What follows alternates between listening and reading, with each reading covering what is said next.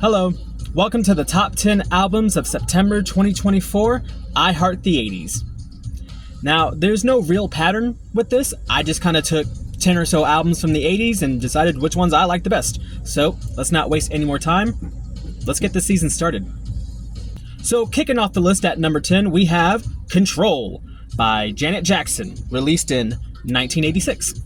So Control. I thought that Control was the perfect way to kick off this list, not just because it is an awesome album, but because I think it encapsulates everything that I love about the 80s, and more specifically, the sound of the 80s. Now, if you look at the album cover, just screams 1980s. It was released in 86, so like really right dab in the middle of 1980s pop culture. Unabashed, not afraid to be what it is, and I love it. But I did mention the sound of the 80s, so let's get into that. With Control, that is our opener for this album, and it's also the title track. Get used to me saying that, because that instance happens like 4 or 5 other times with the season. So Control, probably my favorite track, and it definitely has my favorite chorus, the Control. I just love it. I love the fact that when Janet says, she mentions in the lyric and she says, something hit me, or that's when it hit me, and so they played a sound effect of cars crashing into each other, just in case that line flew over your head. This song does a great job of setting the tone for the rest of the album. It's a dance album, for the most part. You still got some slow songs here and there, but it is a dance album. It actually reflects in the song itself. I want to say that Control, the title track, is almost 6 minutes. Yeah, and these are like pop songs, and they're almost 6 minutes. Why? Because 2 of those minutes is just the beat going on with some ad-lib vocals in the background, because it's meant to be danced to. A lot of these times you'll just have these long stretches of instrumental, and you're supposed to be, moving along to it. That's prevalent with Control. It's prevalent with a lot of other songs on the album, and especially when it comes to pop music in the 80s, you're gonna see that a lot. So if you're a dancer, you're liking it. If you're not, then just enjoy the music, I guess. Moving on to Nasty.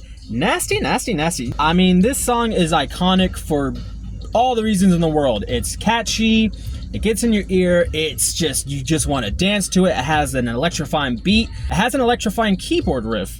You can't hate that, you can't not love that. It just does something to you, man. So yeah, Nasty, even though it is probably the most famous song off of this record, I can't help but love it. And all you need for this song, just give me a beat. Moving on to What Have You Done For Me Lately, and I'm just realizing the first 3 songs of this album is just banger central, man. So What Have You Done For Me Lately? It's not a bad song, not my favorite, but you should really check out the Grammy performance of this song. It's actually really cool. Janet Jackson, she rolled around with this crew of like old-time gangsters. They're in trench coats and they have like fedoras on, and they got sunglasses, and it's a whole like routine that they do. It's really cool. Moving on to The Pleasure Principle. That is really hard for me to say. The Pleasure Principle never really struck home for me, especially the first couple of weeks of listening to this record. But the thing that really resonated with me is whenever I was talking about Control with my mom, I was telling her about the obvious ones, Control, Nasty, What Have You Done For Me Lately? And then she asked, wasn't The Pleasure Principle on there? And I looked it up and I was like, yeah, it is on there. She said, oh my God, I love that song. And she started talking about it. I just thought it was so awesome that even though she doesn't listen to albums like I do, she still remembered that The Pleasure Principle was on Control. I mean, it speaks volumes about that song's legacy. Now, every time The Pleasure Principle comes on, I'm just automatically going to think of my mom. And anytime a song makes me think of my mom, you're doing something good. He Doesn't Know That I'm Alive. The saxophone intro is really cool. The lyrics are kind of questionable. She's talking about how this fool doesn't know her, right? But she has a picture of the John on her bedroom cabinet or something like that, like her side table. I'm like, Janet, that's a little weird. Let's Wait a While.